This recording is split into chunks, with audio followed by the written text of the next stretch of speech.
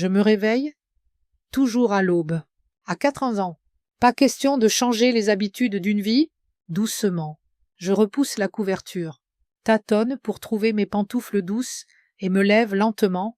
Mes articulations me font mal. Une douleur sourde. L'arthrite se rappelle à moi chaque matin, surtout par ce temps humide dont Deauville est coutumier. La fenêtre de ma chambre donne sur la baie, brumeuse, calme, avec des points blancs de voiles à l'horizon. La maison de maître, perquée sur une petite colline de la rue Bellevue, bénéficie toujours d'une légère brise salée face à la mer. Paul, mon défunt mari, a choisi cet endroit il y a 35 ans. C'est ici qu'on vieillira. Hélène, disait-il alors, je suis la seule à vieillir. Paul est parti il y a 10 ans, me laissant dans cette spacieuse maison de 3 chambres, avec un salon à cheminée et un jardin qui demande un entretien constant.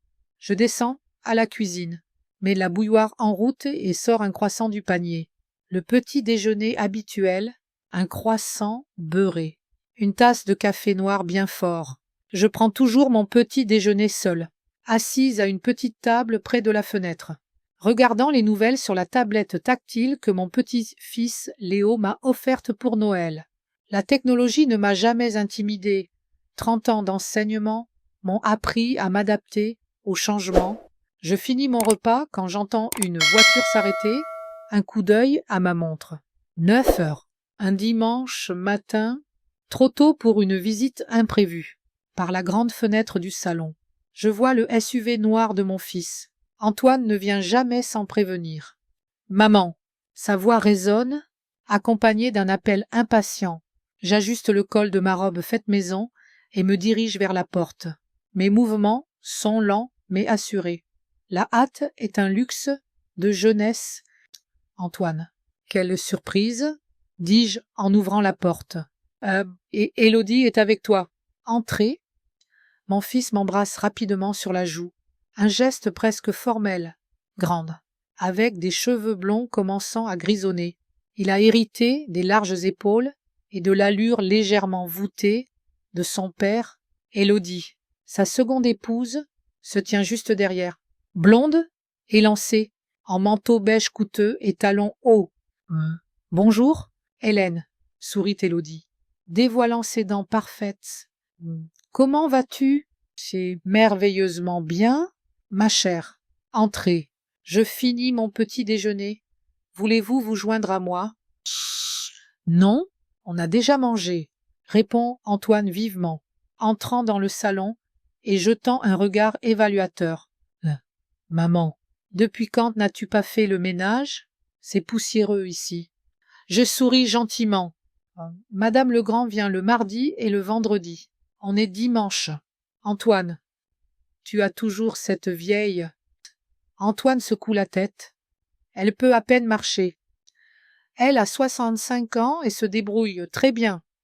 Je m'assois dans mon fauteuil préféré près de la cheminée. Qu'est-ce qui vous amène si tôt? Antoine et Élodie échangent un regard. Élodie hoche légèrement la tête, comme pour lui donner la permission de parler. Maman, Élodie et moi avons discuté de ta situation, commence Antoine, s'asseyant au bord du canapé. Cette maison est trop grande pour toi seul. Les escaliers, le jardin, les réparations constantes. Je m'en sors, réponds-je calmement. Pour l'instant, peut-être, intervient Élodie, s'asseyant près de son mari, mais il faut penser à l'avenir. Hélène, nous avons trouvé un endroit magnifique, résidence des jardins. C'est une résidence moderne pour seniors, avec des soins médicaux, des activités quotidiennes. Une maison de retraite, dis-je pour elle, une résidence pour seniors. Corrige Élodie. C'est splendide là-bas. Nous avons visité, chacun a son propre appartement, mais il y a des soins 24 heures sur 24. Je prends une gorgée de café que j'ai apporté de la cuisine. La tasse tremble légèrement dans mes mains. Pas d'émotion, mais d'arthrite. Et que deviendra la maison pendant que je profite de mon appartement? Antoine s'agite sur son siège. Eh bien, on veillera dessus. On la louera, peut-être. Il hésite. Wesh, on la vendra?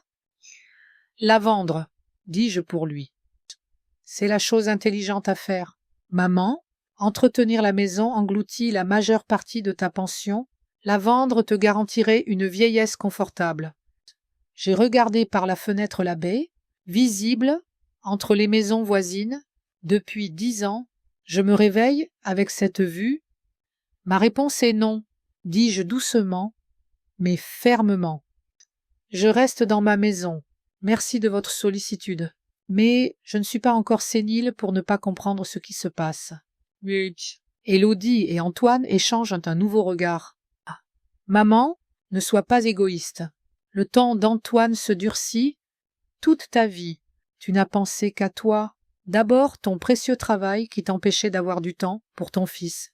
Maintenant, cette maison. J'ai ressenti cette vague familière de culpabilité et d'irritation.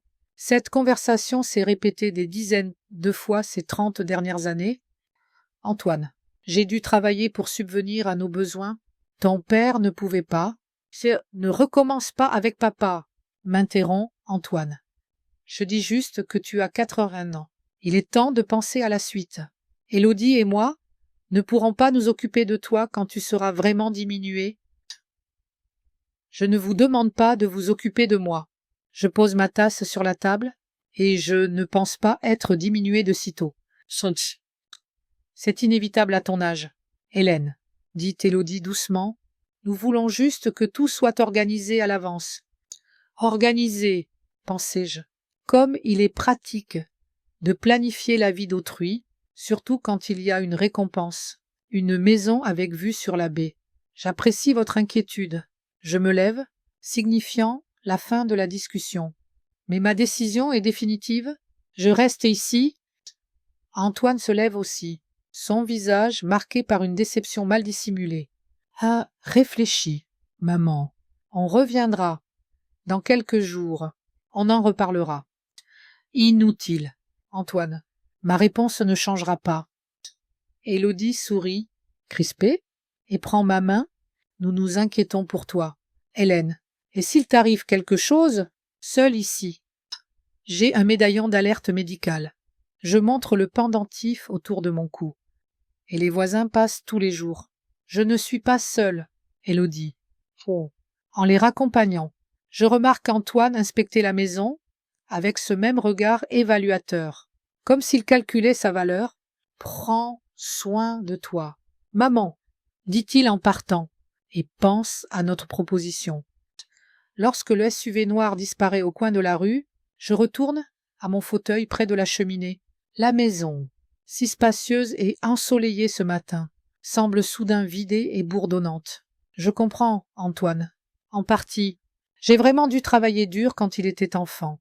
Paul, architecte talentueux, souffrait de dépression, perdait souvent son emploi, mettait du temps à en retrouver un. L'argent que je gagnais en enseignant était souvent notre seul revenu stable. Nous n'avons pu acheter cette maison que grâce à l'héritage de mon beau-père. Antoine m'a toujours reproché de ne pas lui accorder assez d'attention, mais il ne m'a jamais vu pleurer la nuit, ne sachant comment joindre les deux bouts. Il ne m'a jamais vu économiser sur moi pour lui acheter des baskets ou payer ses activités sportives. Et maintenant que j'ai enfin une chance de vivre en paix, une pension d'enseignante de 40 ans, quelques économies, une hypothèque remboursée, Antoine pense que je lui dois tout, comme pour compenser son enfance imparfaite. Je prends mon téléphone et compose un numéro que je connais par cœur, bien que je l'utilise rarement. Ah, Gabriel, c'est moi, dis-je, quand une voix grave répond. Tu peux venir. J'ai besoin de conseils. Quelque chose ne va pas, Hélène. L'inquiétude perce dans sa voix. Antoine était venu avec Élodie. Ils ont encore parlé de maison de retraite et de vendre la maison. Ce n'est pas une question. Oui, j'ai peur. Gabriel, ils étaient plus insistants cette fois. Je serai là dans une heure. Je finis juste quelques trucs. Je raccroche et ferme les yeux. Gabriel Renaud surgit toujours dans ma vie quand j'en ai le plus besoin. Ancien inspecteur de la police nationale. Il a rencontré Paul et moi lors d'une collecte de fonds il y a 30 ans. Une connexion immédiate s'est créée entre nous, pas seulement physique, mais une compréhension profonde.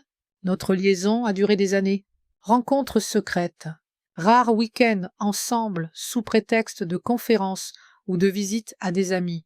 Paul, plongé dans ses projets et luttant contre sa dépression, n'a rien remarqué ou a fait semblant.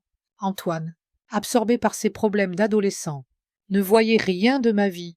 Après la mort de Paul, Gabriel et moi aurions pu être ensemble ouvertement, mais nous avons choisi de maintenir les choses telles quelles. Gabriel vit dans sa maison de l'autre côté de Deauville. Moi, ici. Nous nous voyons 1 ou 2 fois par semaine, parfois en voyage. Cette liberté nous convient. Antoine ne connaît pas Gabriel, ou plutôt, il le voit comme un vieil ami de la famille qui passe parfois prendre le thé.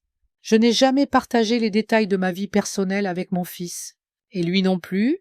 J'ai appris son mariage avec Élodie après coup, par un SMS sec et une photo de Cannes.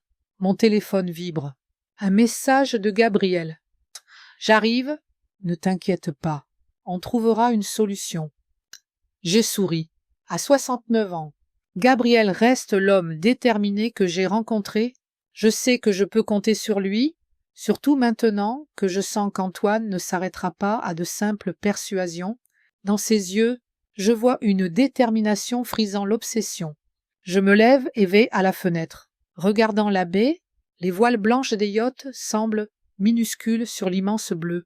C'est une vue pour laquelle il vaut la peine de se battre, et le droit de décider où et comment passer le reste de mes jours. La visite de Gabriel m'a soulagé. Nous avons discuté des heures dans le salon, explorant les options. Gabriel a suggéré une protection légale, comme placer la maison dans un trust ou signer une rente viagère, mais cela prenait du temps. Si quelque chose te semble anormal, appelle-moi immédiatement, a-t-il dit en partant. À n'importe quelle heure. Hélène. Les 3 jours après la visite d'Antoine et Élodie ont été calmes. J'ai fait mes activités habituelles, cuisine, lecture, appel à Léo, à l'université de l'autre côté du pays. Le mercredi, Madame Legrand est venue aider pour le grand ménage. Antoine n'a pas appelé, et j'espérais qu'il avait abandonné temporairement son projet. Cet espoir s'est révélé vain le jeudi, vers 11 heures. Alors que je terminais ma séance de gymnastique douce pour seniors, la sonnette a retenti. À travers les vitraux de la véranda, j'ai vu la silhouette familière d'Antoine, mais il n'était pas seul. Un homme trapu en costume l'accompagnait. J'ai ouvert la porte, sentant mon pouls s'accélérer. Antoine. Ai-je hoché la tête? Je ne t'attendais pas si tôt. Bonjour, maman. Antoine a tenté un sourire étrange. Voici le docteur Giraud. Il voudrait te parler. J'ai regardé l'inconnu, la cinquantaine, chauve, yeux rapprochés, frente-moitié. Il m'a tendu la main. Docteur Laurent Giraud, neurogériatre, ravi de vous rencontrer. Madame Lefebvre. Ça, je n'ai pas répondu à sa poignée de main. Sentant l'anxiété monter, je n'ai pas pris rendez-vous avec un neurogériatre. Docteur Giraud. Votre fils s'inquiète beaucoup pour votre état, Madame Lefebvre. Il m'a demandé une consultation informelle. J'ai regardé Antoine. Il évitait mon regard. Mais, entrez. J'ai reculé, les laissant entrer. Mais je n'ai aucun problème de santé nécessitant un spécialiste. Nous sommes allés au salon. Je me suis assise dans mon fauteuil. Antoine et le docteur Giraud sur le canapé en face. Le docteur a sorti un carnet et un stylo de sa mallette. Madame Lefebvre, pouvez-vous me parler de votre journée type, ce que vous faites, dans quel but? Juste pour avoir une vue d'ensemble de votre fonctionnement. J'ai jeté un coup d'œil à Antoine. Il fixait la fenêtre, tapotant nerveusement son genou.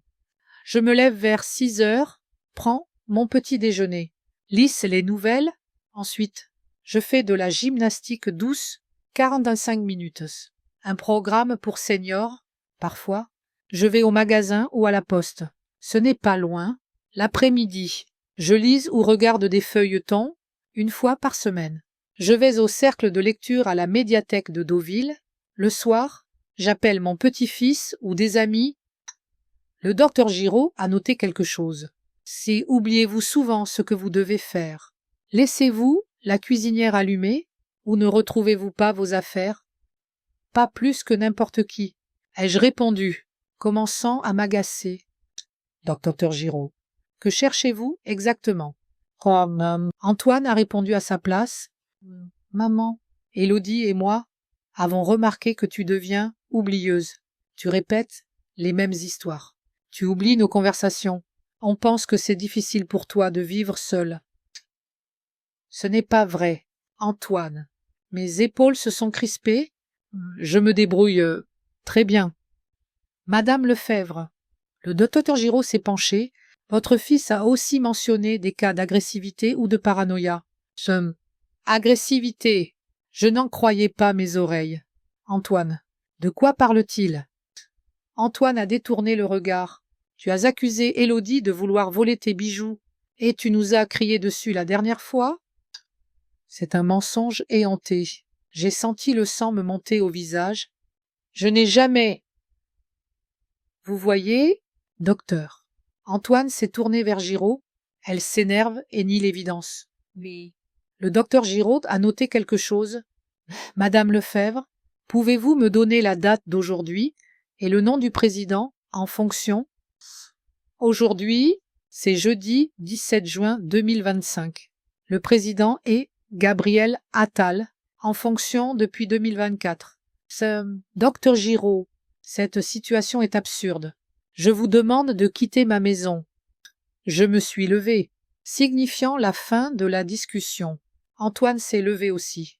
Mais au lieu de partir, il a sorti une feuille, pliée de sa veste. Maman. Le docteur Giraud t'a déjà examiné il y a 1 mois. Tu ne t'en souviens pas. Voici son rapport. Je me suis figé. C'était un mensonge flagrant. Je n'avais jamais rencontré cet homme. Donne-moi ça. J'ai tendu la main pour le document. Antoine me l'a donné. C'était un rapport médical avec l'entête officielle d'une clinique. En haut, mon nom et ma date de naissance. En bas, un diagnostic. Début de démence, type Alzheimer. Et une recommandation. La patiente nécessite une surveillance constante. En base, une signature brouillonne, mais clairement celle du docteur Giraud. Ça, c'est un faux, ai-je dit doucement, sentant un froid m'envahir. Je n'ai jamais vu le docteur Giraud. Tu ne t'en souviens pas. Maman, c'est un symptôme de ta maladie. Je l'ai regardé. Il avait l'air détaché, comme si c'était routine. Je veux un autre examen par mon médecin, le docteur Fournier. Elle me suit depuis 15 ans et confirmera que je suis saine d'esprit. Nous avons déjà parlé au docteur Fournier, a dit Antoine avec une fausse compassion. Elle est d'accord avec le diagnostic du docteur Giraud. Ce n'était plus un mensonge, c'était un complot. J'ai serré les poings, sentant mes ongles s'enfoncer dans mes paumes. J'appelle mon avocat, ai-je dit, me dirigeant vers le téléphone. Ça ne servira à rien, maman. Antoine a sorti un autre document. Voici l'ordonnance du tribunal me nommant ton tuteur pour incapacité. Elle est déjà en vigueur.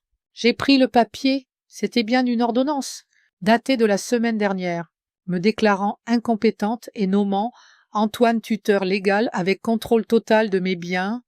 C'est impossible, ai-je murmuré. Il y aurait eu une audience. J'aurais été notifié. Il y a eu une audience. Maman, tu y étais avec un avocat désigné. Tu ne t'en souviens pas.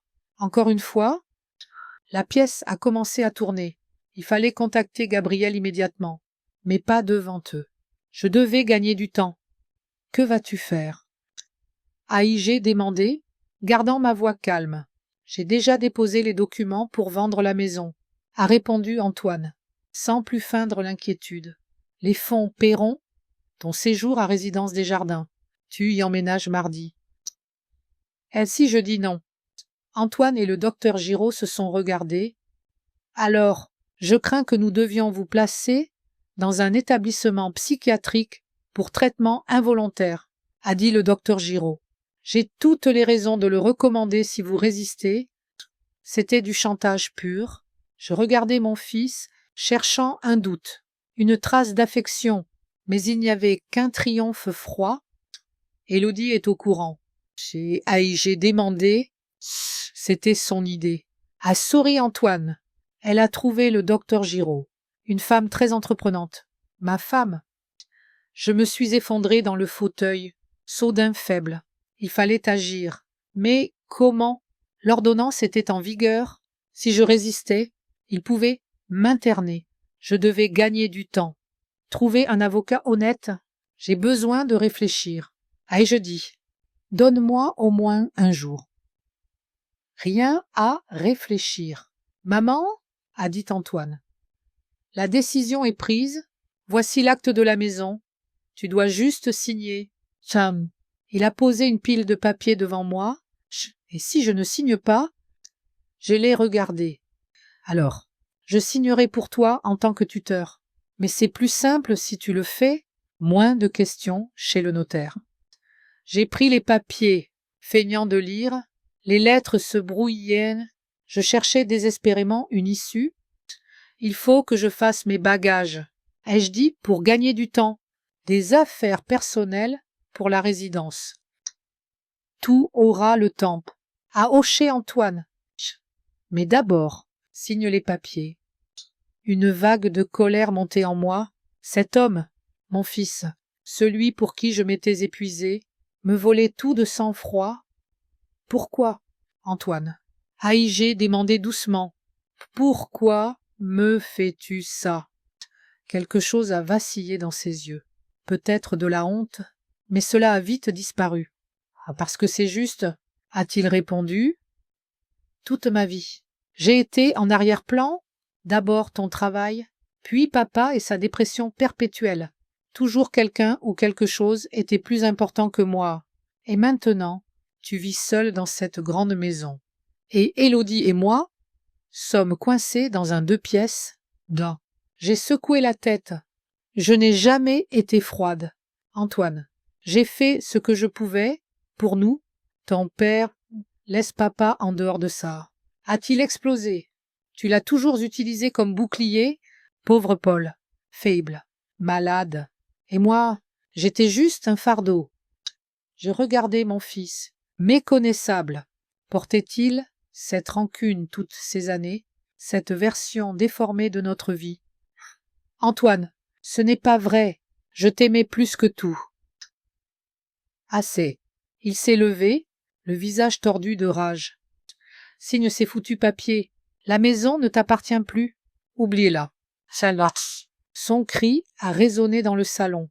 Le docteur Giraud semblait gêné mais n'a pas bougé. Argumenter était inutile. Je devais feindre d'être brisé, accepter, puis contacter Gabriel. D'accord. Ai-je dit doucement, prenant un stylo.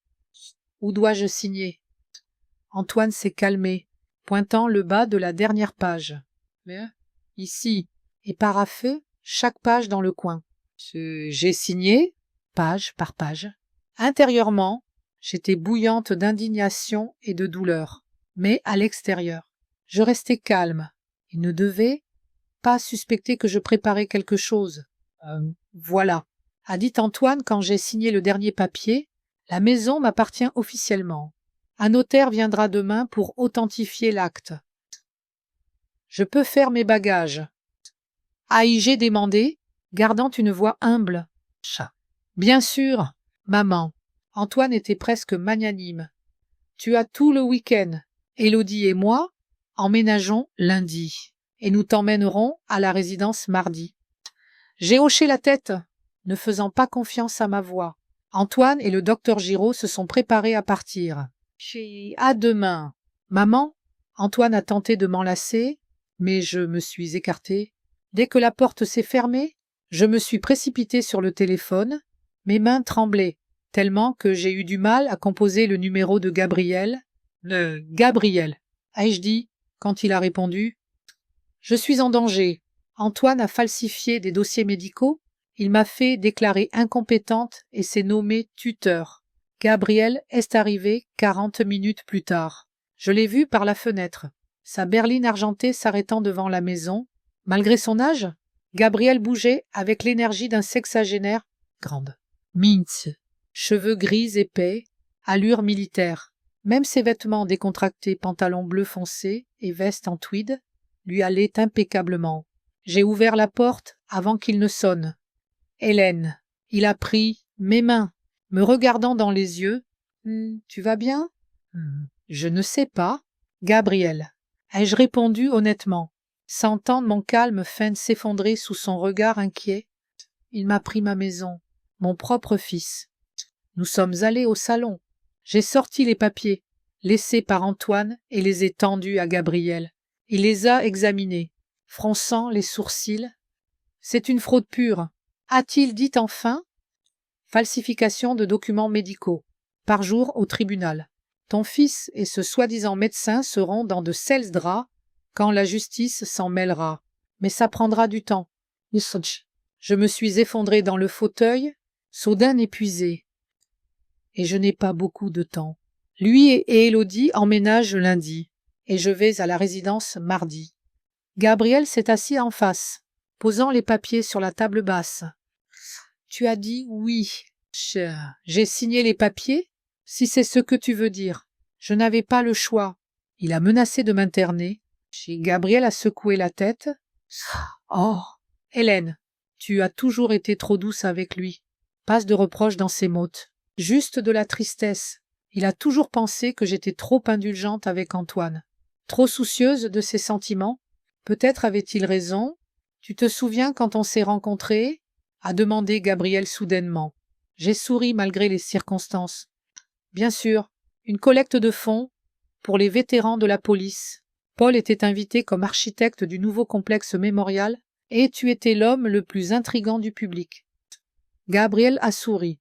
En robe bleue avec une barrette de perles dans les cheveux, tu te souviens de la barrette. Je me souviens de chaque détail. Gabriel, ta façon de rire à la blague du maire, de froncer les sourcils quand quelqu'un a renversé du vin sur la nappe, de bâiller discrètement pendant le discours ennuyeux du chef de police.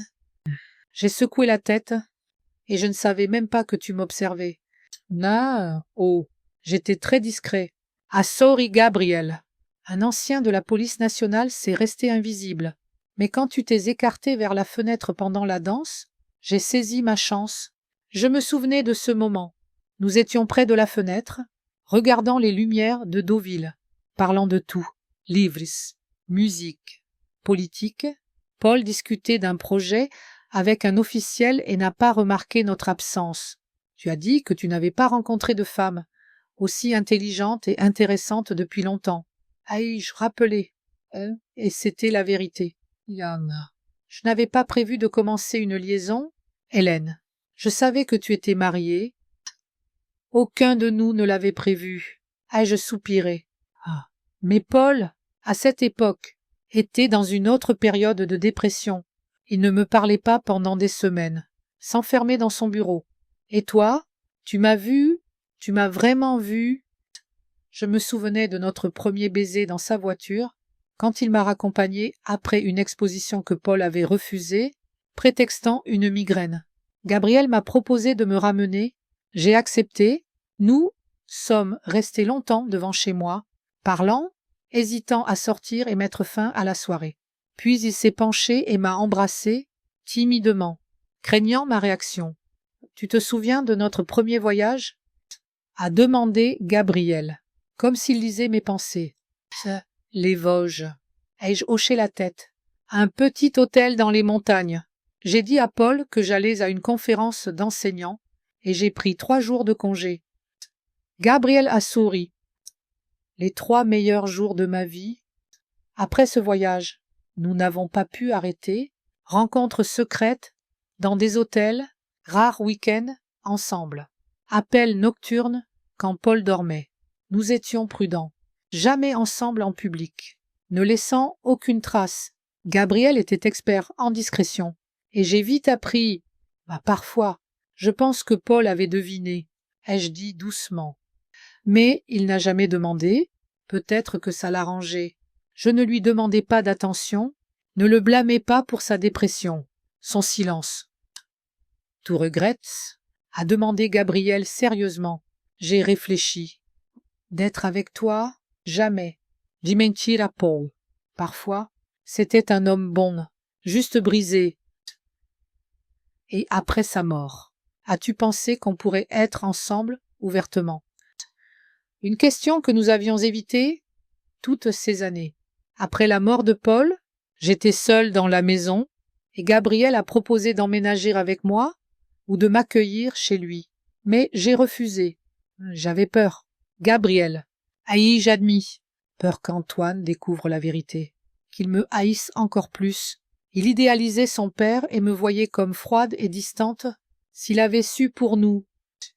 Gabriel a hoché la tête. Je comprends, Hélène. Vraiment. Mais maintenant, ne penses-tu pas que tu t'es inquiétée pour rien de ces sentiments? J'ai souri amèrement. Maintenant? Oui, mais ça ne veut pas dire que j'avais tort à l'époque. Gabriel s'est levé et s'est approché de la fenêtre. Regardant l'horizon, sa silhouette contre le soleil couchant semblait si familière, si fiable. J'ai un plan. Hélène, a-t-il dit enfin, se tournant vers moi. Mais il faudra être dur. Antoine a commis un crime grave.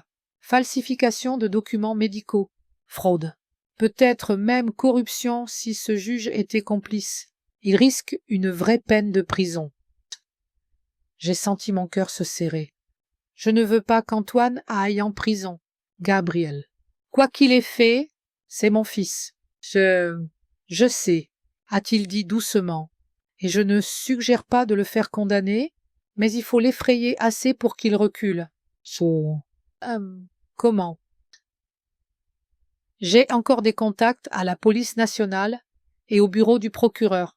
On peut ouvrir une enquête, faire des interrogatoires préliminaires, peut-être même le retenir temporairement. Ensuite, tu peux généreusement abandonner les charges, à condition qu'il annule tous ces documents et te laisse tranquille. J'y ai réfléchi. C'était risqué. Antoine pourrait devenir encore plus furieux. Mais je n'avais pas le choix. Ce n'était pas juste la maison. C'était ma liberté, mon droit de décider de mon destin. Et ce docteur Giraud, ai-je demandé. Ah, oh, il craquera en premier, a dit Gabriel avec assurance. Ces gens-là ne pensent qu'à leur peau. Une simple menace du conseil médical. J'imaginais le docteur Giraud témoignant contre Antoine, mon fils en cellule. C'était douloureux. Il doit y avoir une autre solution. Ai-je dit. Gabriel s'est assis près de moi, prenant mes mains. Laquelle? Hélène. Le temps joue contre nous. Ils seront là lundi. On pourrait faire appel au tribunal, mais ça prendrait des semaines, voire des mois, et d'ici là, la maison pourrait être vendue. Je sais. J'ai serré ses mains. C'est juste que j'ai toujours protégé Antoine, même quand il avait tort. Une vieille habitude, je suppose. Parfois, protéger quelqu'un, c'est le laisser affronter les conséquences de ses actes, a dit Gabriel doucement. Ça pourrait être le seul moyen pour Antoine de réaliser ce qu'il a fait, mais au fond, je savais qu'il avait raison. Toutes ces années, j'avais gâté Antoine, trouvé des excuses, protégé des conséquences. Peut-être était-ce pour ça qu'il était devenu ainsi, pensant pouvoir prendre ce qu'il voulait sans penser aux autres. D'accord. Et je dis enfin, faisons-le. Mais je ne veux pas qu'Antoine soit longtemps en prison. Juste qu'il comprenne. Je m'en occupais. Gabriel a soupiré de soulagement. Il faut que je passe des appels. Je peux utiliser ton bureau. Il s'est retiré dans la petite pièce que j'utilisais comme bureau. J'entendais sa voix étouffée, calme, professionnelle, confiante. Gabriel appelait ses anciens collègues amis, personnes à qui il avait des dettes. Une demi-heure plus tard, il est revenu, satisfait. Si, tout est en marche, a-t-il dit. Demain matin, le docteur Giraud recevra la visite du conseil médical et d'un inspecteur de la police nationale. Ils seront aussi chez Antoine, avec un mandat pour interrogatoire et saisie de documents. Si vite, j'étais surprise. J'ai encore du poids, a répondu Gabriel avec un léger sourire. Et l'affaire est grave. Fraude. Usage de faux documents médicaux. Tentative de vol de propriété. J'ai aussi suggéré qu'il pourrait y avoir un groupe organisé si ce Giraud émet régulièrement de tels certificats. Et moi, je fais quoi? A.I.G. demandé. Ah, rien. Vis ta vie normalement. Si Antoine appelle ou passe, agis comme si de rien n'était. Ne lui donne aucune raison de suspecter quoi que ce soit. Et s'il décide d'accélérer, de venir me chercher plus tôt, il ne peut pas. J'ai contacté mon avocat. Il dépose demain une motion d'urgence pour suspendre la tutelle en attendant une enquête complète. Ça nous donnera une défense légale. J'ai hoché la tête, sentant la tension se relâcher un peu. Gabriel était toujours ainsi. Il prenait le contrôle, pensait à tous les détails. Reste cette nuit. Ai-je demandé soudain? Je ne veux pas être seul. Gabriel a souri. Bien sûr, Hélène, je ne vais nulle part. À cet instant, mon téléphone a sonné. Le numéro d'Antoine. Je l'ai montré à Gabriel, qui a hoché la tête. Réponds. Allô? J'ai essayé de garder une voix normale. Salut, maman. La voix d'Antoine était étrangement joyeuse. Comment vas-tu? Tu fais tes bagages? Oui, un peu. Ai-je menti? Tant de choses accumulées au fil des ans. Ne prends pas trop. Il n'y a pas beaucoup de place à la résidence. Juste l'essentiel? Bien sûr. Antoine, écoute. Élodie et moi avons décidé de venir demain pour revoir la maison. Il faut décider quels meubles garder, lesquels vendre. Ça te va? J'ai regardé Gabriel, qui a secoué la tête négativement. En fait, je prévois de rendre visite à Marthe demain, ai-je dit, nommant une vieille amie. On ne s'est pas vu depuis un moment, et je veux lui dire au revoir avant de partir. Je vois. Antoine semblait agacé. Eh bien, on viendra quand même. J'ai les clés. Ne sois pas surprise si tu rentres et nous vois. D'accord. Antoine. Après un bref au revoir, j'ai raccroché. Ils veulent venir demain. Ai-je dit à Gabriel, pour planifier des rénovations ou quelque chose. Parfait. A hoché Gabriel. Nos gens seront là quand ils arriveront. J'imagine leur tête quand ils apprendront que le docteur Giraud témoigne. Il y avait une lueur dangereuse dans ses yeux, celle de ses jours de chasse aux criminels à la police nationale. Tu penses qu'il dénoncera Antoine si vite? Ai-je demandé, hésitante. J'en suis sûre, a répondu Gabriel fermement. Les gens comme lui ne pensent qu'à sauver leur peau. Dès qu'il réalisera qu'il risque de perdre sa licence et la prison, il dira tout ce qu'il sait. Je me demandais comment Antoine et Élodie réagiraient quand les inspecteurs arriveraient. Antoine paniquerait probablement, m'appellerait avec des accusations ou essaierait d'accélérer la vente de la maison. Et s'ils ont déjà trouvé un acheteur, A.I.G. inquiété. Et si la maison est déjà en cours de vente, sans ta signature chez le notaire, l'accord n'est pas valide, m'a rassuré Gabriel. Même avec les papiers de tutelle, il faudra du temps à Antoine pour tout formaliser légalement, et nous ne lui donnerons pas ce temps. Gabriel est resté cette nuit-là.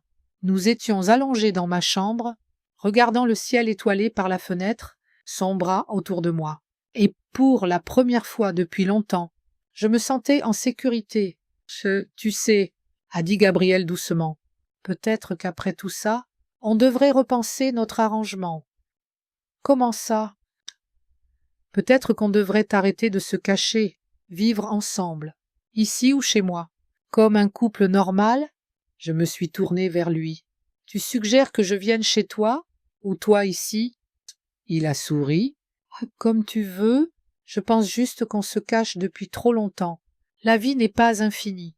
Hélène, même si on a 10 ou 15 ans devant nous, je veux les passer avec toi. Pas en secret, pas par bribes, mais j'ai posé ma tête sur son épaule, réfléchissant à ses mots. Peut-être avait-il raison. Il était temps de cesser de vivre dans l'ombre. Occupons-nous d'abord de cette situation. Ai-je dit. Ensuite, on décidera. Yes, bien sûr. Il a embrassé mon front. D'abord, on te rend ta maison et ta liberté. Pendant ce temps, de l'autre côté de Deauville, dans un appartement coûteux avec vue sur l'océan, Antoine et Élodie Dubois discutaient de leurs plans. Ils étaient sur la terrasse, sirotant du vin, feuilletant des catalogues de meubles. Je pense que le salon a besoin d'une refonte totale, a dit Élodie, tournant les pages d'un magazine glossy. Ces vieux fauteuils et ce canapé sont un cauchemar. Et les rideaux, mon Dieu, ils datent des années 80. Fais ce que tu veux, a dit Antoine distraitement, regardant quelque chose sur sa tablette. L'important, c'est de préparer la maison pour la vente d'ici la fin de l'été. Pour la vente. Élodie a haussé les sourcils. Je pensais qu'on y vivrait un moment. Oui, mais c'est un vieux quartier. Élodie, on pourrait la vendre et acheter quelque chose de plus haut de gamme, à Colline Bellevue, par exemple, avec vue sur l'océan, une piscine, peut-être un court de tennis. Chim! Les yeux d'Élodie se sont illuminés. Colline Bellevue. Vraiment, je ne pensais pas qu'on pouvait se le permettre. La maison de maman vaut environ 1 million, a siroté Antoine. Avec mes économies, on peut obtenir une bonne hypothèque. J'aurai une promotion d'ici 1 an ou 2 si tout se passe bien. Oh, Antoine. Élodie s'est levée et l'a enlacé. C'est merveilleux. Tu imagines la jalousie de mes amis, surtout cette prétentieuse, de Mélanie et son mari avocat, soi-disant brillant. Antoine a souri, satisfait de la réaction de sa femme. Il faudra faire des rénovations avant de vendre, refaire les salles de bain, peut-être la cuisine, mais ça fera grimper le prix. Tib. Et ta mère? A soudain demandé Élodie. Elle ne va pas poser problème. Quel problème pourrait-elle poser? Antoine a haussé les épaules. Elle est officiellement déclarée incompétente, et une fois dans la résidence, elle ne saura même pas ce qui se passe avec la maison. J'espère que tu as raison. Élodie semblait inquiète. Elle n'a pas l'air d'avoir une démence. Elle pense clairement. Ça, c'est une apparence. A balayé Antoine. Le docteur Giraud a expliqué qu'au début, il y a des périodes de lucidité, mais ensuite, l'état se dégrade rapidement. Crois-moi, dans 6 mois, elle ne se souviendra même plus de la maison. Si tu le dis, Élodie a repris le magazine. Alors, les meubles. Je pense à un nouveau canapé, celui en cuir là. Et peut-être ces chaises. Le samedi matin était étonnamment ensoleillé pour Deauville. Je me suis réveillée tôt, comme d'habitude, mais Gabriel était déjà levé. L'arôme du café fraîchement préparé et des murmures de conversation venaient de la cuisine. Gabriel parlait au téléphone, sa voix posée et professionnelle. J'ai pris une douche tranquillement, me suis habillée et suis descendue. Gabriel était à la table de la cuisine avec une tasse de café. Examinant des papiers, bonjour, a-t-il souri. Café? Ça. Avec plaisir. Je me suis assise en face. Des nouvelles? Tout va selon le plan. Gabriel m'a versé du café.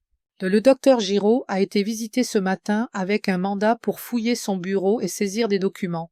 Il est paniqué et coopère. Si vite. J'étais surprise.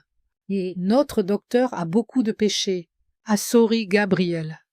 Dès qu'il a compris ce qu'il risquait, il a décidé de dénoncer tous ses clients, y compris ton fils. Il était déjà sous le radar du conseil médical. Plusieurs plaintes de patients.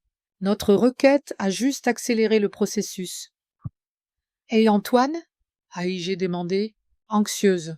Ils ne l'ont pas encore touché, mais tout est prêt. Dès qu'il arrivera ici, des inspecteurs de la police nationale viendront le voir. Antoine a dit qu'il venait avec Élodie pour regarder la maison aujourd'hui. Parfait, a hoché Gabriel. Il a été interrompu par la sonnette. Il n'était que 8h30, trop tôt pour des visites. Tu attends quelqu'un? A demandé Gabriel.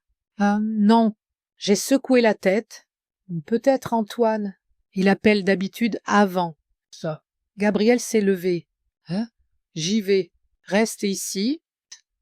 J'ai entendu la porte s'ouvrir, puis des voix inconnues, une femme et un homme. Polies mais insistantes. Un instant plus tard, Gabriel est revenu, accompagné de 2 visiteurs. Hélène. Voici le docteur Sophie Marchand, du centre hospitalier de Deauville, et M. Pierre Lambert de la Sécurité sociale. A-t-il présenté? Je me suis levée, un peu confuse. Le docteur Marchand était une femme mince, d'âge moyen, cheveux noirs courts et yeux attentifs. M. Lambert, un jeune homme en costume strict, tenait un porte-bloc. « Bonjour, Madame Lefebvre. » Le docteur Marchand m'a serré la main. Pardon pour cette visite matinale, mais notre emploi du temps est chargé. Nous effectuons un contrôle de routine des patients diagnostiqués avec une démence sous soins à domicile. Votre cas est sur notre liste de contrôle. A. Ajouté M. Lambert. J'ai jeté un regard surpris à Gabriel. Il a hoché la tête discrètement. C'était dans son plan. Bien sûr. Entrez. J'ai indiqué les chaises. Voulez-vous du café? Non. Merci. Le docteur Marchand a sorti un carnet.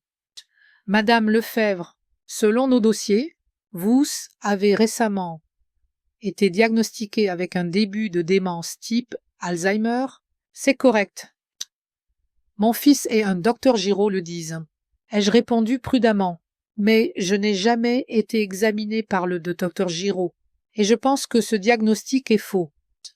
Le docteur Marchand a effectué une série de tests sur la mémoire. L'orientation, la résolution de problèmes logiques simples.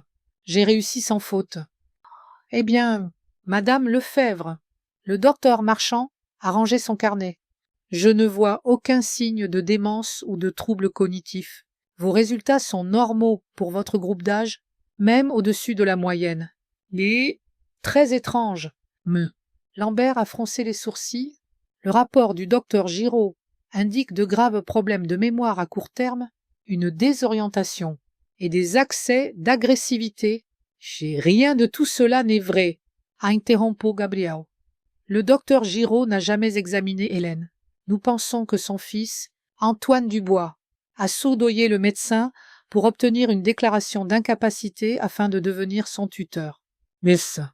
Avant que je puisse répondre, la sonnette a retenti à nouveau. Gabriel a ouvert, visiblement satisfait. Un homme grand, en costume élégant, se tenait sur le seuil. Inspecteur Julien Roche, police nationale, s'est-il présenté, montrant son badge? Je cherche Antoine Dubois. Il n'est pas ici, a répondu Gabriel. Mais il devrait arriver aujourd'hui. Entrez. Inspecteur Roche. Ça. Madame Lefebvre. Il s'est tourné vers moi. J'enquête sur une possible fraude impliquant des dossiers médicaux falsifiés. Le docteur Laurent Giraud a été placé en garde à vue ce matin et témoigne. Il affirme que votre fils lui a payé 5 000 € pour un faux rapport d'incapacité. Bim! J'ai senti mon souffle se couper. 5 000 €. Antoine a payé 5 000 € pour me déclarer folle. Le docteur Giraud dit aussi que ce n'est pas la première fois, a continué l'inspecteur Roche. Il a travaillé avec plusieurs agents immobiliers et avocats pour aider des héritiers peu scrupuleux à prendre le contrôle des biens de proches âgés. À cet instant, nous avons entendu une voiture s'arrêter. Je suis allé à la fenêtre. Le SUV noir d'Antoine s'est garé devant la maison. C'est mon fils, ai-je dit, ressentant un mélange de soulagement et d'anxiété. Une minute plus tard, la porte d'entrée s'est ouverte. Antoine avait sa propre clé. Maman, a-t-il appelé. Tu es là? Dans la cuisine, Antoine. Ai-je dit. Il est entré, et son visage a changé en voyant la foule. Élodie, qui l'avait suivi, s'est figée sur le seuil. Qu'est-ce qui se passe? A demandé Antoine. Tendou. Qui sont tous ces gens? Antoine Dubois. L'inspecteur Roche s'est avancé, montrant son badge. Inspecteur Julien Roche, Police nationale. J'ai besoin de vous poser des questions sur vos interactions avec le docteur Laurent Giraud. Le visage d'Antoine a blêmi. Je ne vois pas de quoi vous parlez. Maman, que se passe-t-il? J'aimerais le savoir aussi. Antoine. Ai-je répondu calmement? Par exemple, pourquoi as-tu payé 5 000 € au docteur Giraud pour un faux rapport sur mon incapacité? C'est absurde, a exclamé Antoine, mais sa voix tremblait. Le docteur Giraud est un spécialiste respecté. Il a fait un examen approfondi. Monsieur Dubois, le docteur Marchand est intervenu. Je viens de faire des tests cognitifs sur votre mère. Elle ne montre aucun signe de démence. Monsieur Dubois, l'inspecteur Roche a sorti un carnet. Le docteur Giraud a admis n'avoir jamais examiné votre mère. Il a confirmé que vous l'avez payé pour un faux rapport. Il ment, a crié Antoine. Nous avons la trace d'un virement de votre compte vers celui du docteur Giraud, a continué l'inspecteur. Impassible. 5 000 €. Il y a 2 semaines, comment l'expliquez-vous? Élodie, silencieuse jusque-là, a laissé échapper un petit cri et s'est agrippée au chambranle. Antoine. Elle a regardé son mari avec horreur. C'est vrai. Antoine a ignoré sa question. Son visage était déformé par la colère. Ça, c'est toi. Il m'a pointé. Tu as organisé tout ça, toi et ton ami. Monsieur Dubois, l'inspecteur Roche s'est avancé. Je vais devoir vous demander de m'accompagner au commissariat de Deauville pour témoigner. Je ne vais nulle part. Antoine a reculé vers la porte. Pas sans mon avocat. C'est votre droit, a hoché l'inspecteur. Vous pouvez appeler votre avocat au commissariat, mais je dois insister pour que vous veniez. C'est une arrestation. A défié Antoine. Pas encore. L'inspecteur Roche restait impassible. Mais si vous refusez de coopérer, je devrais obtenir un mandat d'arrêt. Avec le témoignage du docteur Giraud et les relevés bancaires, ça ne prendra pas longtemps. Antoine semblait acculé, ses yeux balayaient la pièce, cherchant une issue. Qu'est-ce qui va se passer? Sa voix tremblait. Si je coopère, cela sera pris en compte, a répondu l'inspecteur, surtout si vous fournissez des informations sur d'autres cas impliquant le docteur Giraud. Je ne sais rien d'autre cas, a exclamé Antoine. Je voulais juste cette maison. Chesmots, dite avec une cupidité si évidente, m'ont frappé plus fort que tout le reste. Mon propre fils, mon seul enfant, élevé avec tant d'amour, voulait juste me prendre ma maison sans se soucier de mon sort. Pourquoi? Antoine. J'ai demandé doucement. Pourquoi cette maison? Tu as un bon travail? Un appartement en ville? Parce que je le mérite. A-t-il crié. Toute ma vie, j'ai été en arrière-plan. D'abord ton travail, puis papa et sa dépression perpétuelle. Toujours quelqu'un ou quelque chose était plus important que moi. Et maintenant, tu vis seul dans cette grande maison, et Élodie et moi sommes coincés dans un 2 pièces. L'inspecteur Roche a sorti son téléphone, qui vibrait. Excusez-moi, a-t-il dit, s'écartant pour répondre. Il est revenu, l'air plus sérieux. Monsieur Dubois, je viens de recevoir des informations. Le docteur Giraud a donné une déclaration détaillée. Il a confirmé que vous saviez que ses activités étaient illégales et l'avait approché pour obtenir un faux rapport. La situation s'aggrave. Antoine a encore pâlé. Ce n'est pas vrai, il me piège. Élodie s'est avancée soudainement. Inspecteur Roche, c'est vrai. Antoine savait que sa mère était en parfaite santé. Nous avons trouvé le docteur Giraud par un agent immobilier qui disait aider avec les proches âgés. Élodie, a crié Antoine. Non, Antoine. Élodie a secoué la tête, les larmes aux yeux. Je ne vais pas sombrer avec toi. Hélène, elle s'est tournée vers moi. Pardonne-nous. S'il te plaît, je ne pensais pas que ça irait si loin. L'inspecteur Roche a fait signe à un collègue. qui se tenait à la porte. Antoine Dubois, vous êtes en état d'arrestation pour suspicion de fraude, falsification de documents et tentative d'appropriation illégale de biens. Vous avez le droit de garder le silence. Si, maman, a crié Antoine alors que l'inspecteur lisait ses droits. Aide-moi, ne les laisse pas faire. Je l'ai regardé, sentant mon cœur se briser. Antoine, tu as essayé de me déclarer folle pour prendre ma maison. Comment as-tu pu? J'étais perdu. A-t-il baissé les yeux? On a des problèmes d'argent. Je ne voulais pas te faire de mal. Je pensais que la résidence prendrait mieux soin de toi. Assez, monsieur Dubois. L'inspecteur Roche l'a interrompu en lui passant les menottes. Vous expliquerez tout au commissariat? Alors qu'on l'emmenait, Antoine m'a lancé un dernier regard désespéré. Maman, appelle Martins. Dis-lui d'aller au commissariat tout de suite. Élodie restait dans l'embrasure, confuse et abattue. Hélène, a-t-elle dit doucement. Je suis tellement désolée. Je ne savais pas que ça tournerait ainsi. Et Madame Dubois. L'inspecteur Roche s'est adressé à elle. Vous devrez aussi venir pour témoigner. Et Élodie a hoché la tête, essuyant ses larmes. Bien sûr. Hélène. Elle m'a regardée. Antoine a vraiment cherché le docteur Giraud pour un faux rapport. Il voulait vendre la maison et acheter une demeure à Colline-Bellevue. J'ai tellement honte. Quand ils sont partis, le silence a envahi la maison. Le docteur Marchand a promis d'envoyer un rapport officiel sur ma santé mentale. Et M. Lambert m'a assuré que l'ordonnance de tutelle serait levée rapidement.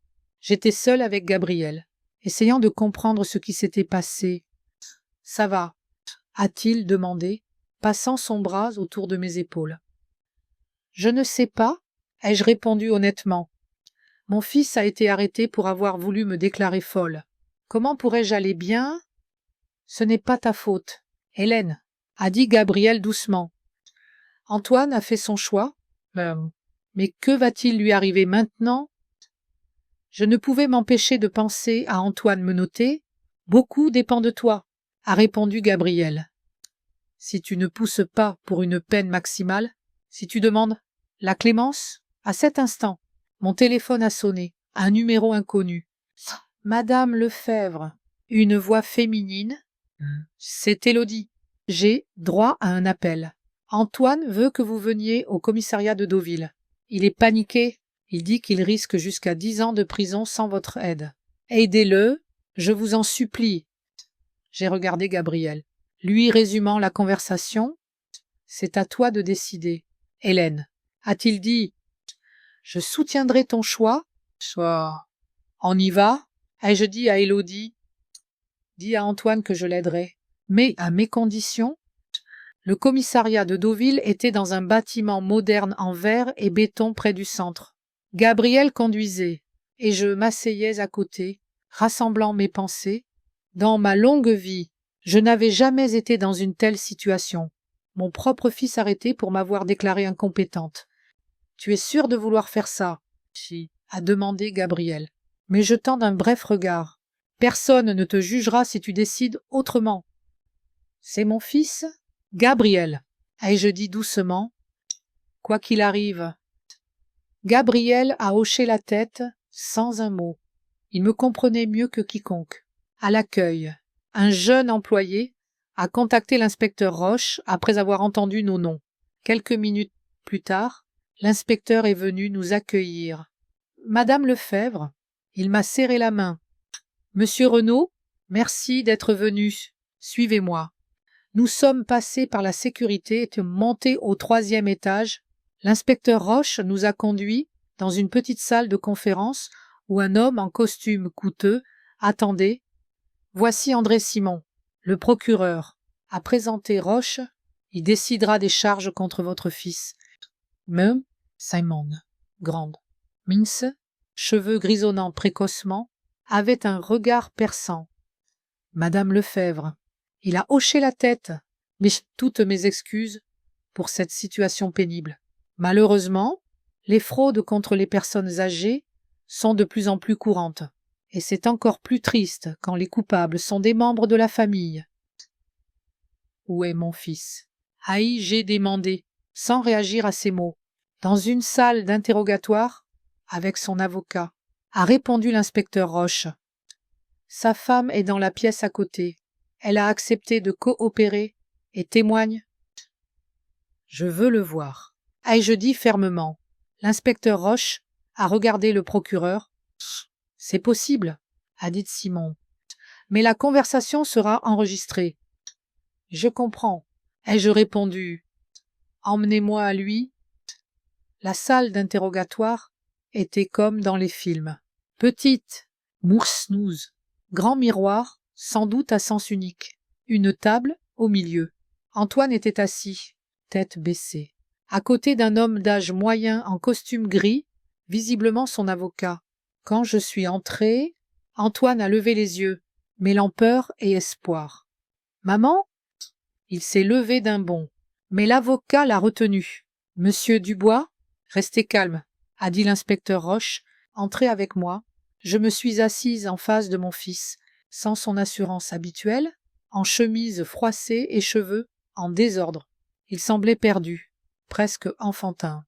« Antoine, ai-je commencé, gardant ma voix calme. On m'a dit ce que tu risques. »« Maman, tu dois m'aider, » a-t-il dit frénétiquement. « Dis-leur que tu ne porteras pas plainte.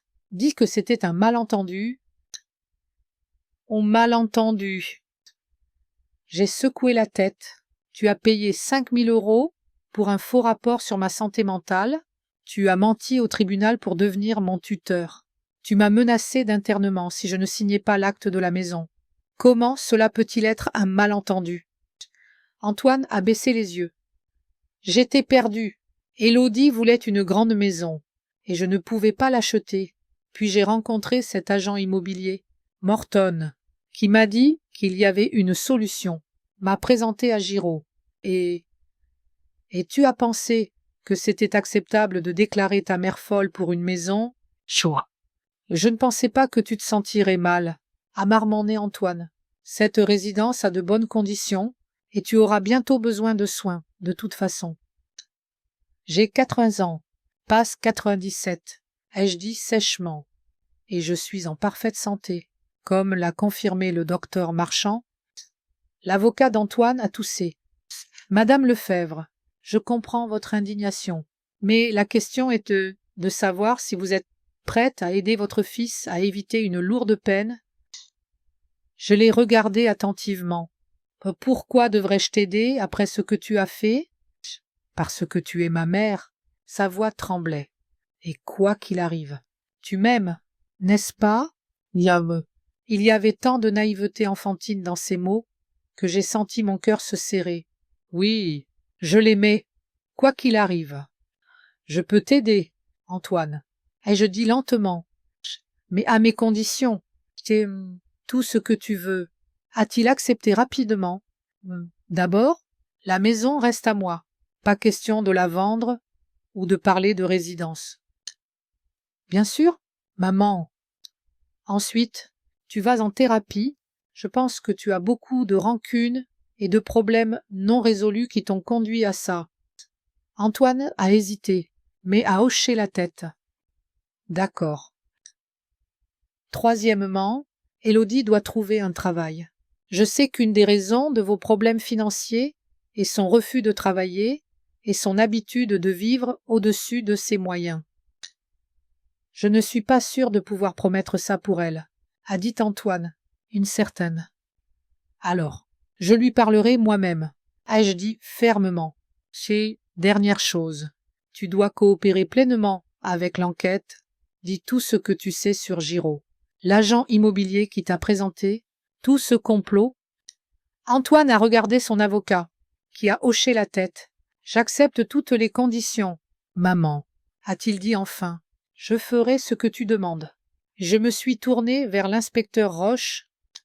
Je ne porterai pas plainte contre mon fils, et je demande la clémence maximale. L'inspecteur a hoché la tête. Je transmettrai votre demande au procureur, mais la décision finale lui revient.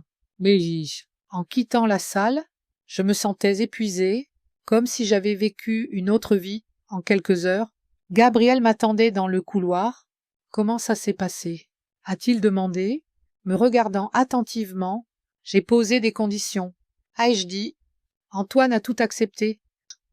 Tu es une femme incroyable.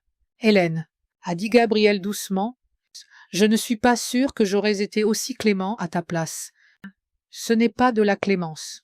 Ai-je secoué la tête? C'est de l'égoïsme. Je ne veux pas passer le reste de ma vie à savoir que mon fils est en prison à cause de moi. Ce ne serait pas à cause de toi, a contré Gabriel. Ce serait à cause de ses propres actions. Peu importe. J'ai pris sa main. Sortons d'ici. Je veux rentrer chez moi. Résoudre la situation a pris plusieurs semaines.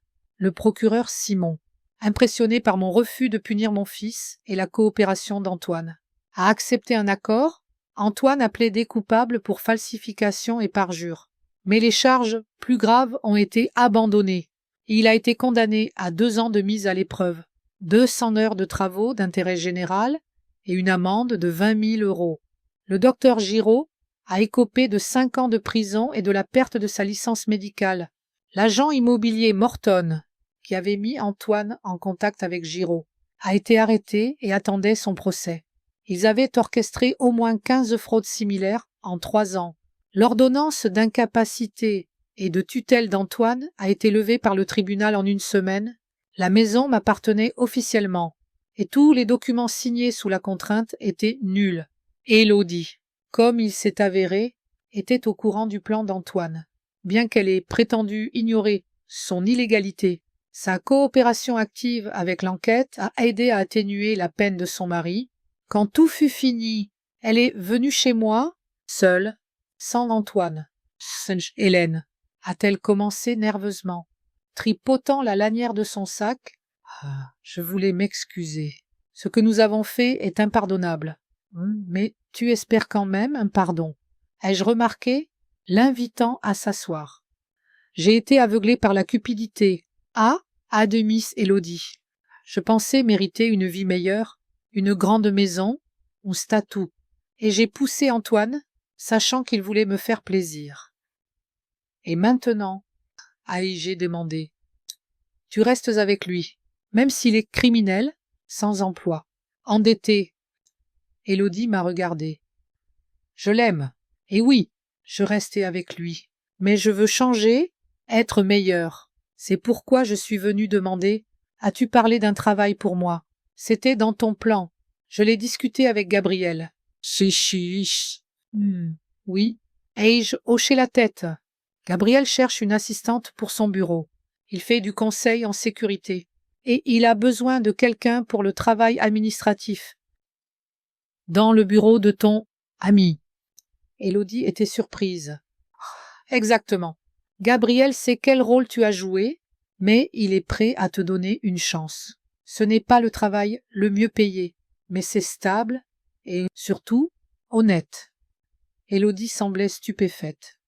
Pourquoi m'aides-tu après ce que j'ai fait? Parce que tu es la femme de mon fils.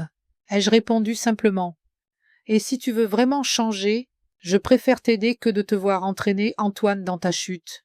Bon, 1 mois après tout cela, j'ai organisé un dîner familial. J'ai invité Antoine et Élodie et Gabriel. Antoine avait commencé une psychothérapie et, à ma surprise, en parlait positivement. Élodie était dans sa 2e semaine de travail pour Gabriel et, selon lui, était diligente et compétente. Le dîner s'est déroulé dans une atmosphère tendue mais polie. Nous avons parlé de la météo, du travail d'Élodie, des projets futurs, évitant les sujets sensibles. En servant le dessert, j'ai décidé qu'il était temps pour une autre conversation. Antoine, Élodie, ai-je commencé? Il y a quelque chose dont je veux vous parler, ou plutôt, dont Gabriel et moi voulons vous parler. Ils nous ont regardés, légèrement perplexes. Gabriel et moi nous connaissons depuis 30 ans. Ai-je continué? Si nous nous sommes rencontrés quand ton père était encore en vie. Je me souviens. A hoché Antoine. Tu disais qu'il était un vieil ami de la famille? Pas exactement. J'ai pris la main de Gabriel. Gabriel et moi sommes plus que des amis, bien plus que ça. Jam. Antoine a fixé nos mains jointes, puis mon visage. Qu'est-ce que tu veux dire? Maman. Je veux dire que Gabriel et moi nous aimons depuis des années. Mais papa? Antoine semblait confus. Tu as trompé papa?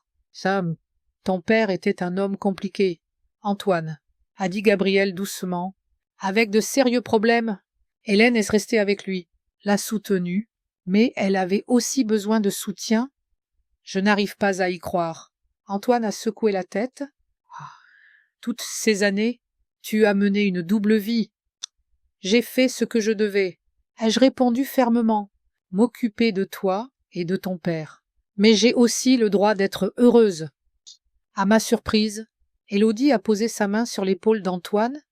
Ta mère a raison. Tout le monde mérite le bonheur. Antoine est resté silencieux longtemps, digérant l'information. Enfin, il a demandé « Et maintenant, vous allez vous marier ou quoi ?» Gabriel et moi, nous sommes regardés. Nous avons décidé de vivre ensemble, a dit Gabriel. Dans cette maison, les formalités ne sont pas si importantes pour nous. Donc, il va vivre ici maintenant. Antoine a pointé Gabriel. Oui, ai-je hoché la tête, et j'espère que tu pourras l'accepter. Nous accepter? Bien.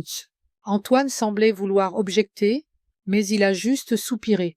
Je suppose que je n'ai pas mon mot à dire après tout ce que j'ai fait. Jeanne, ce n'est pas la question, ai-je souri doucement.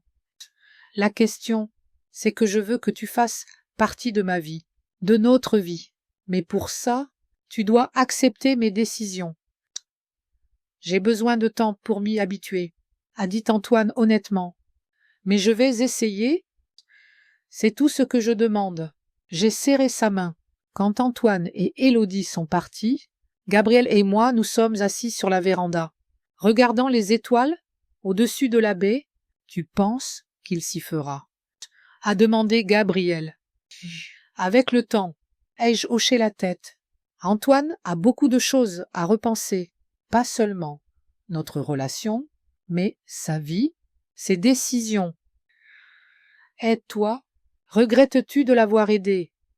J'ai réfléchi un instant. Non, c'est mon fils, et je l'aime, quoi qu'il arrive. Ça ne veut pas dire que j'approuve ce qu'il a fait ou que je lui ai pardonné facilement, mais je ne pouvais pas faire autrement. Gabriel a passé son bras autour de mes épaules. C'est de la sagesse, Hélène, une vraie sagesse maternelle. Nous sommes restés enlacés sur la véranda de la maison que j'avais failli perdre à cause de la cupidité de mon fils. Mais maintenant, cette maison était remplie d'un nouvel espoir. L'espoir de guérir les vieilles blessures et de construire une relation plus honnête. Gabriel à mes côtés, Antoine sur le chemin de la rédemption. Élodie essayant de changer peut-être, parfois, des situations les plus sombres, naît quelque chose de lumineux. Je me suis tournée vers Gabriel et ai dit doucement « Tu sais, il m'a fallu 80 ans pour apprendre à vivre dans le présent, pas dans le passé, ni l'avenir. Juste aujourd'hui. Mieux vaut tard que jamais. » Gabriel a souri et m'a embrassée. À cet instant, j'étais parfaitement heureuse.